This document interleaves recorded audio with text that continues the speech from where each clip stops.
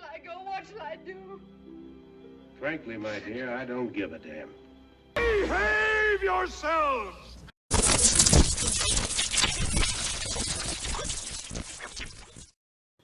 Hello, YouTubers out there. This is Jerry Saravia at the movies.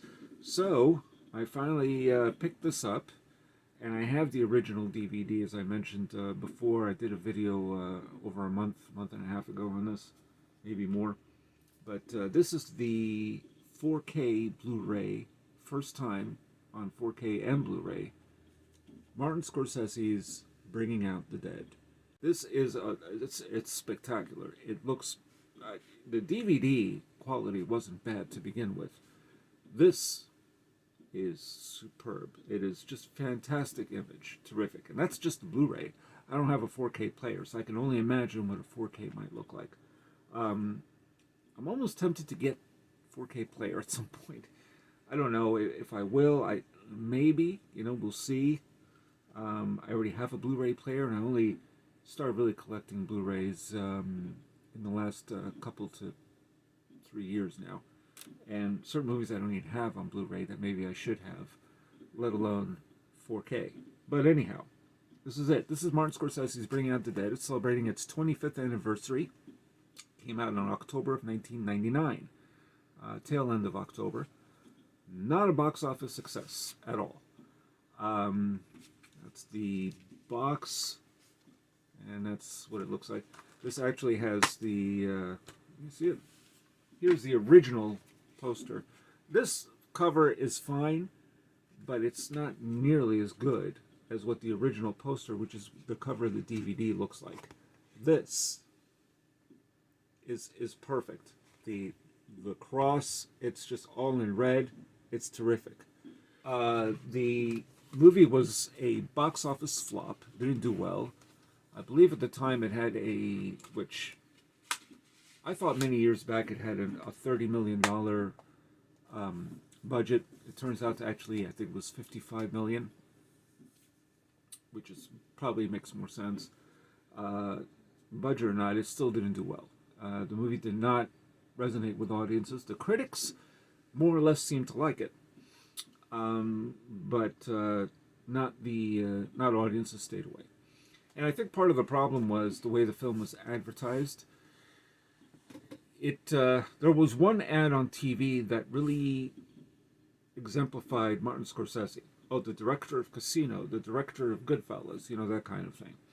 It really pushed that, and then some critical reviews, those little tidbits they would throw in there. One of them said, which was really true, I believe it was Richard Corliss, the late Richard Corliss from Time magazine.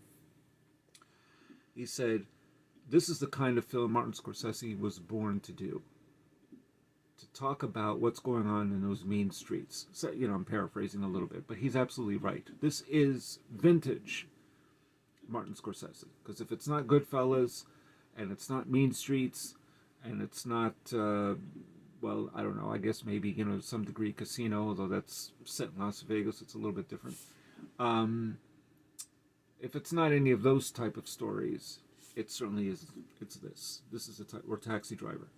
Now, at first the film was advertised like if it was some sort of a ghost horror movie type thing. The trailer seemed to indicate something that it's not. And it is not that kind of film at all. It's far more dramatic. Nicolas Cage plays Frank Pierce. And he's an ambulance paramedic who, out in Hell's Kitchen in New York City, has had trouble saving lives. The story is set in the early 90s. And the structure of the film is quite original in its own way because he has a different partner that he goes with, riding in the ambulance, responding to various injuries or deaths or near deaths or whatever the case may be. Now, he's haunted by the memory of Rose. This was an asthmatic girl who we see in a flashback later on in the film, who he didn't save. And that has traumatized him in a way. He can't really get past that. And he sees her face everywhere. any woman that passes by, it's a prostitute, whatever the case may be. He sees, at one point, a guy walks by and he sees her face, instead of the guy's face. So there's a lot of that goes on. Tom Sizemore is a crazy ambulance paramedic that he rides with early on in the film. John Goodman is another paramedic who really binges on food. And then there's Ving Rhames, who is, holier than thou, very religious type of paramedic, who does save a life. It's a baby's life. A woman gives birth to twins, and Frank Pierce tries to save the other baby and can't. That's really a harrowing scene. There are many harrowing scenes in Bringing Out the Dead. That is the overall structure of the picture. It is really about the life of an ambulance paramedic, what it's like to be on the streets of New York at night, on a full moon, 3 different nights, 3 different partners that he rides with. That is the essence of the picture. And then there's the drug dealer, played by Cliff Curtis, who is impaled on a fence in one scene. He manages to save him, Franklin Pierce. But he can't save a baby's life. That's just how the story goes. That's the way it is. And you can't really pick and choose who you're going to save. Your job is to save whoever. It doesn't matter what they do for a living or don't do or whatever they're responsible for or not responsible for. Plus there's this drug in the streets called the Red Death, which is quite lethal. And a lot of, people want this drug. So Cliff Curtis plays a drug dealer who sells this stuff to kids and so on. And the scene where he's impaled on a fence because he fell off of he's living in an apartment, he fell off the window, is really quite powerful. And the whole film ultimately is seen from his point of view, from Franklin Pierce. So whatever he sees, we see what he is seeing. It's all his perception. And that is really the only tenuous link it has with Taxi Driver. Bringing Out the Dead has been compared a lot to Taxi Driver at that time. And really it has much more of a spiritual component to it. This is about a guy who's showing compassion.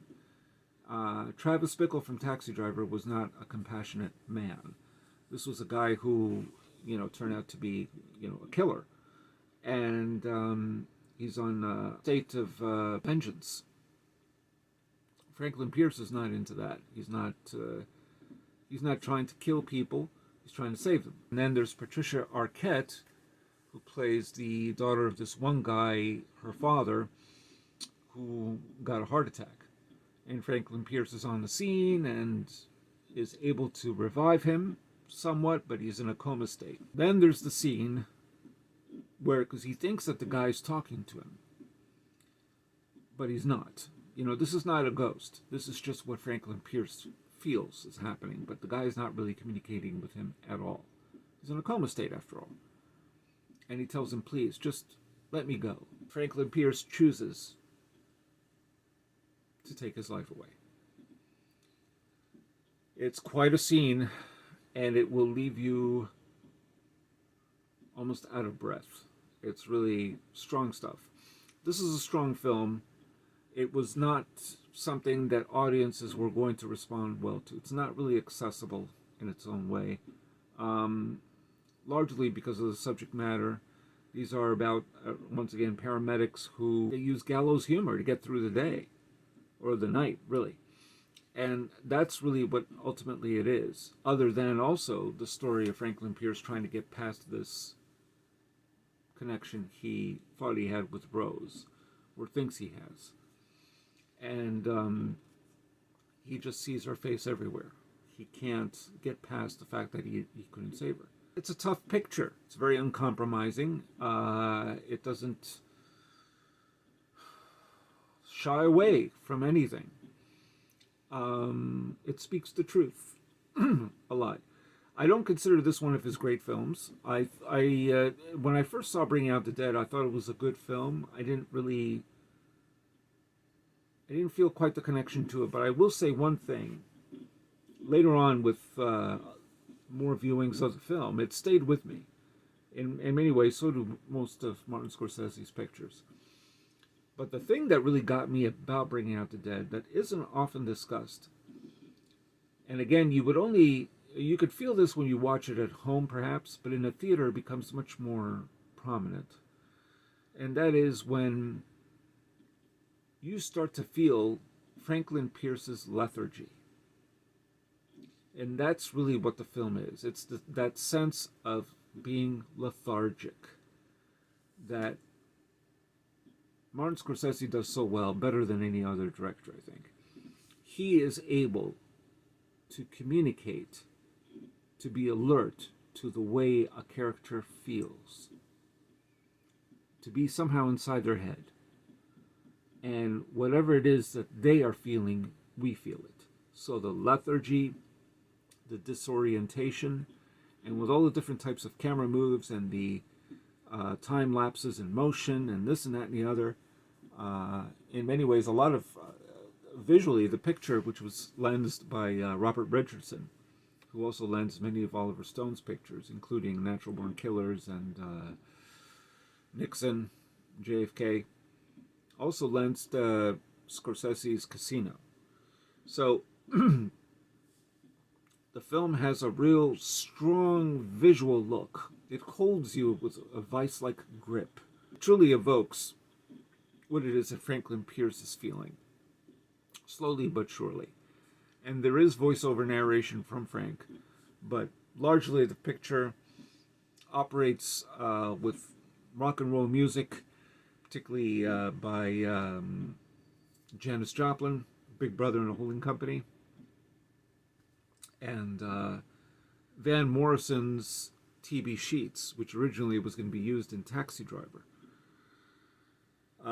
is prominent in this film. It's pretty much the theme of the movie, and it's used very well.